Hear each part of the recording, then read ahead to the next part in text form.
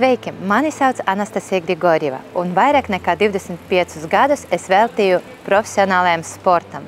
Mans sporta veids ir brīvā cīņa, bet šoreiz esmu Eiropas sporta nedēļas vēstnese, un tagad mēs atrodamies Daugavpilī, kur es piedzimu un arī izaugu par profesionālu sportisti. Esmu 4-kartēja Eiropas čempione un 2-kartēja pasaules bronzas medalniece. Tagad mēs dosimies uz vietu, kur viss ir sācies. Tagad es jums parādīšu to vietu, kur es sāku savu ceļu lielajā sportā. Es vēl joprojām atceros, ka es atnācu šajā sportā pavisam netīšām.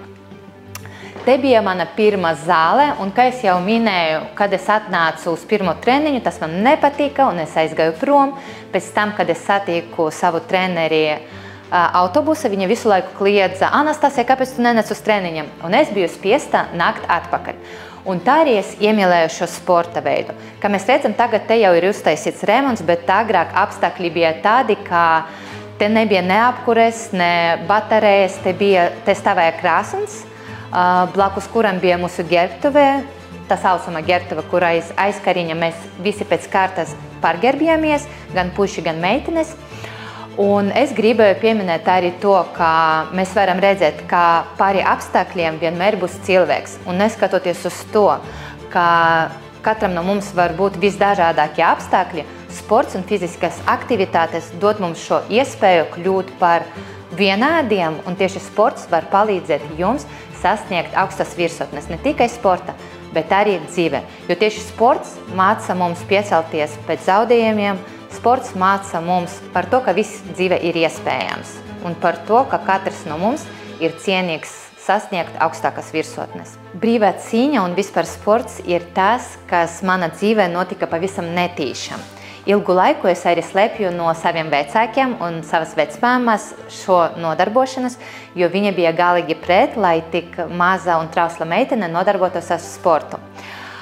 Šis sporta veids aizveda mani līdz Eiropas čempionāta zeltam un arī līdz tam sasniegumam, ka esmu 3-kartēja olimpiete. Mums vienmēr ir bail mēģināt kaut ko jaunu, un neviens no mums nezin, kura mūsu izvēle aizvedīs mums uz to pareizāko ceļu.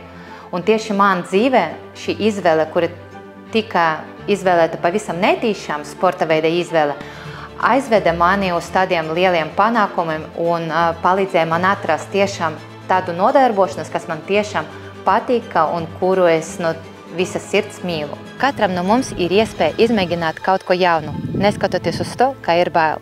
Neskatoties uz to, ka esmu profesionāla sportiste, šī aktivitāte ir kaut kas jauns priekš manis, ko pirms tam nekad nebiju mēģinājusi. Augstas peldes dod man iespēju sajust sevi kā varoni, par cilvēku, kurš pārvar kaut kādas savas bailes, jo man tiešām ļoti nepatīk augsts ūdens, bet pēc augstām peldēm es tiešām jūtos ļoti enerģiski. Tas dod man pozitīvo enerģiju un uzlādē mani uz visu dienu. Tā kā droši iesaku arī jums izmēģināt to, kas ir pieejams ikvienam no mums. Katram no mums dzīvē ir brīži, kad negribas neko darīt. Atceries, ka tev nav jāmaina savi ieradumi vienā dienā, un tāpēc es tev iesaku sākt ar maziem solīšiem. Aizej uz pastaigu vai pavingro ar draugiem. Ar to būs pietiekami. Tiem, kuri nav padarījuši sportu par savu ikdienu, es noteikti ieteiktu sākt ar maziem solīšiem. Atrast tādu aktivitāti, kas patiktu tieši tev. Tāpēc no 23. līdz 30. septembrim notiks Eiropas sporta nedēļa, kur tev būs iespēja izvēlēties sev piemērotāko aktivitāti beactive.lv.